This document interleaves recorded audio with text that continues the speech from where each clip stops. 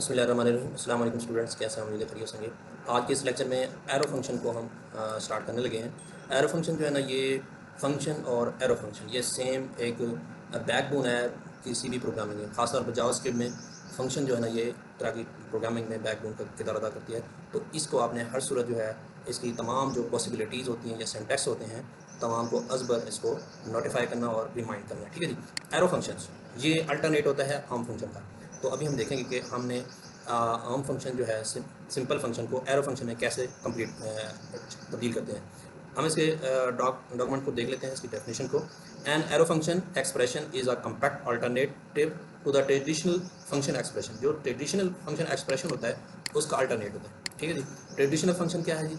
ये इसमें हम क्या करते हैं ट्रेडिशनल फंक्शन में कि आमतौर पर दो या जितने भी वेरिएबल्स होते हैं, फिर हम उसको फंक्शन और उसका रिटर्न जो है हम वापस अपना कॉल बैक के अंदर वापस कर देते हैं। तो ये इसमें हम करते हैं, ये पहले भी हम पढ़ चुके हैं। तो इसका सिंटैक्स की तरफ आते हैं। इसका सिंटैक्स किस तरह का होगा, ये इसकी बहुत सारी पॉसिबिलिटीज़ हैं सिंटैक्स की। ठीक है जी। अगर हम कोई चीज़ को रिटर्न नहीं करवा रहे, ठीक है जी, तो ये सिंपल सा एक्सप्रेशन देकर हम उसको कॉल करवा देते हैं, यानी कोई पैरामीटर नहीं है, विदाउट पैरामीटर। जैसे हम कोई लिख लेते हैं, कोई स्ट्रिंग लिख लेते हैं, सो स्ट्रिंग को उसी के अंदर आपने प्रिंट करवाना है, तो उस वक्त हम इसके अंदर लिखते हैं। उसके बाद है सिंगल पैरामीटर्स। अगर आप रिटर्न करवा रहे हैं तो ये भी तरीकाकार, ये दोनों का सेम ही काम होगा। आप ब्रैकेट में लिख लें, कोई इशू नहीं है, विदाउट ब्रैकेट लिख लेंगे ये भी। अगर दो पैरामीटर्स हैं तो आपने इसका फंक्शन जो है ना, आपने पैरामीटर 1 का 2 का ये जो है ना एक्सप्रेशन आ जाएगा आगे।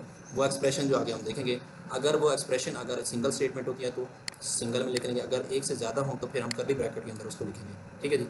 और ये भी सिंटैक्स होता है कि अगर आपने स्टेटमेंट को जस्ट प्रिंट करवाना तो ये होगा, अगर एक से ज़्यादा स्टेटमेंट्स हैं उसी वक्त प्रिंट करवाना तो हम देखेंगे। नेक्स्ट हम चलते हैं जी, इसकी फंक्शन प्रोग्राम हमने एक आम फंक्शन का प्रोग्राम है, ये आप देख रहे हैं। इसको हमने कैसे कन्वर्ट करना है, इसको हमने जो इसका सिंटैक्स है वो आप देख रहे हैं कि जो फंक्शन का नेम है इसको जब कन्वर्ट करेंगे तो आपके सामने ये एक्स दो वैल्यूज़ हमने इसको पास करवाई हैं, एक्स आई वाई को। ये पहले भी हम कर चुके हैं इसको।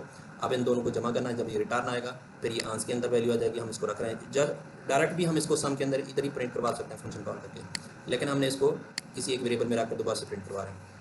अगर इसको जब हम कन्वर्ट करेंगे तो इसका एरो फंक्शन का किस तरह सिंटैक्स बनेगा, ये इसको आपने लेट के ज़रिए से इसको फंक्शन को डिफाइन करना है। फंक्शन का नेम आ जाएगा, यानी जो ये फंक्शन है इसका नेम लिखेंगे। नेम के बाद पैरामीटर्स, यानी एक्स और वाई जो है ना, ये पैरामीटर्स दे जाएंगे। उसके बाद ये एक्सप्रेशन, और ये हमारा एक्सप्रेशन है। ठीक है जी, जिसके अंदर कोई भी हम कैलकुलेशन कर रहे हैं ये हमारा एक्सप्रेशन होगा। जब इसको कॉल करेंगे बाकी सेम एज इट इज़ ऐसे ही होगा। ठीक है जी। यानी फंक्शन कॉल जो है ना, ये